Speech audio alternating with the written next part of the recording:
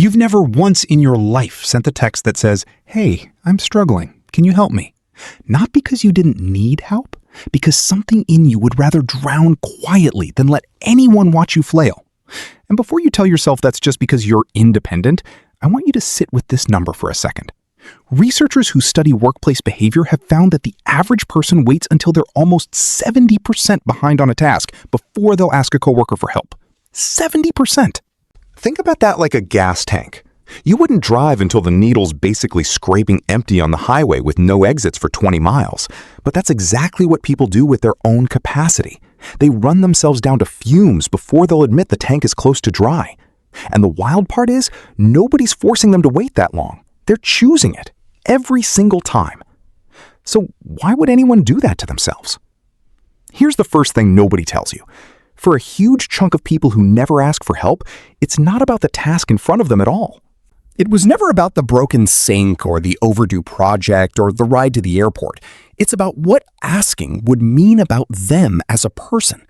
Somewhere along the way, usually way earlier than they even remember, they learned that needing something from someone else was dangerous. Maybe not dangerous like physically dangerous.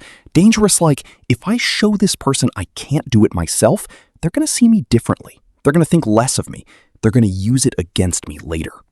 That belief doesn't show up overnight. It gets built one small moment at a time. A kid who asks for help with homework and gets told, "You should already know this." A kid who cries and gets told to toughen up.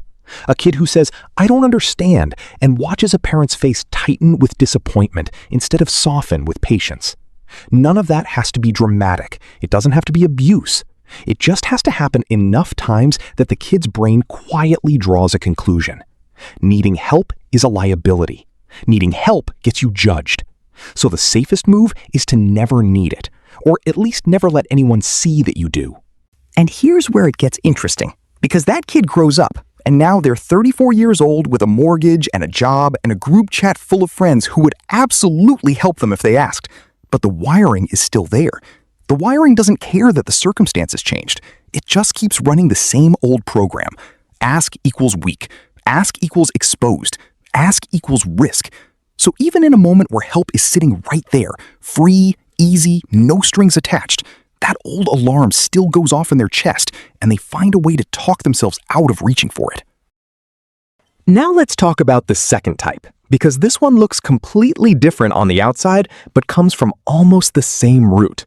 This is the person who's always the one giving help, always the one people call first, always the one who shows up with food when someone's going through it, who remembers everyone's birthday, who drops everything to help a friend move apartments. On the surface, this person seems like the opposite of someone who can't ask for help. They seem generous, warm, reliable. And they are all those things.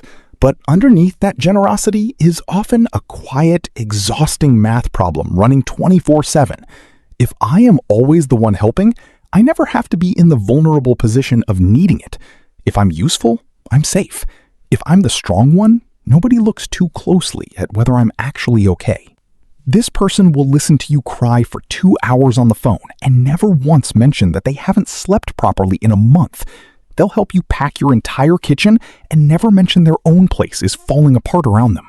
And it's not because they're hiding something sinister. It's because somewhere in their head, being the helper is the identity that keeps them feeling valuable. And if they switch seats, even for a second, even just to say, "Actually, I need something too," it feels like giving up the one role that makes them feel secure. Here's a comparison that might make this click. Picture someone who owns a restaurant and refuses to ever sit down and eat a meal cooked by someone else in their own kitchen.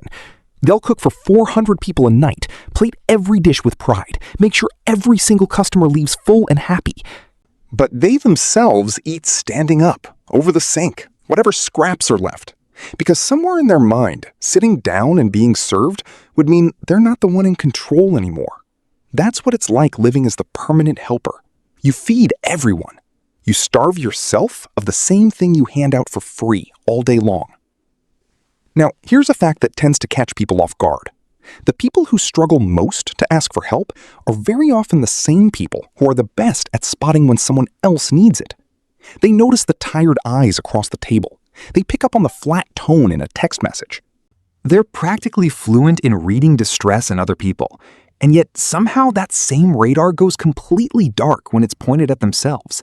It's not that they lack self-awareness in general. It's that they've trained themselves so well to focus outward to manage everyone else's needs that turning that same attention inward feels foreign, almost forbidden. There's also a control piece to all of this that people rarely say out loud. Asking for help means handing someone else power over the outcome. If you fix your own problem, you control every variable. You know exactly how it gets done, when it gets done, and what it costs you. The second you ask someone else, all of that becomes uncertain. Maybe they say no. Maybe they say yes, but do it wrong.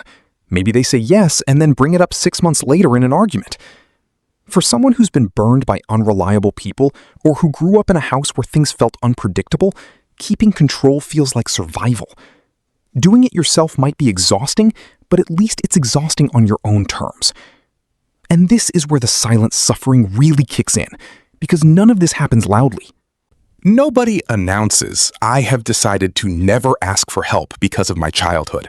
It just quietly plays out in 100 small daily decisions, saying, "I'm fine" when you're not, turning down a ride when you're exhausted, doing the group project alone at midnight instead of texting a teammate, smiling through a rough week at work, because admitting it's rough feels like admitting you're not handling it. Each one of these moments seems tiny by itself, but stacked over years, they build a life where a person is surrounded by people who care about them and still feels completely alone in every hard moment. Here's the part that's genuinely sad if you sit with it long enough. Most of the people around them would help in a heartbeat. Friends, partners, coworkers, even strangers online. People generally like being needed. Being asked for help doesn't make most people think less of you. It usually makes them feel closer to you, more trusted, more like a real relationship instead of a surface level one. But the person who can't ask doesn't know that, or doesn't believe it applies to them specifically, because their internal alarm system was built off old evidence that no longer matches the world they're living in now.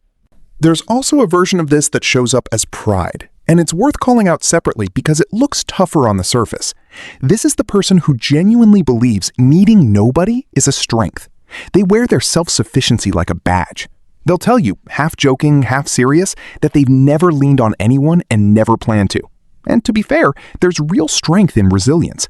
But there's a difference between being capable and being unwilling to ever be human. Nobody actually goes through life without needing anything from anyone. The people who claim they do usually just have really good poker faces and a long list of problems they solved the hard way when there was an easier way sitting right in front of them the whole time. What ties every single one of these patterns together, whether it's fear of judgment or the identity of being the helper or the need for control or straight up pride, is the same underlying belief that needing something makes you less than, less capable, less impressive, less worthy of respect. And that belief is so deeply wired in some people that it overrides logic completely. They will sit in a room full of people who love them and choose to struggle in silence rather than say 6 words out loud. 6 words. I don't know what to do. That's it. That's the whole barrier. Not a lack of people willing to help, not a lack of resources, just a sentence that feels harder to say than almost anything else in the world. And maybe that's the real thing worth sitting with here. The people who never ask for help usually aren't the strongest people in the room. They're the ones who learned, at some point, that they had to be. If this video helped you understand yourself a little better, you can support the channel by buying me a coffee through the link in the description. It genuinely keeps this content going.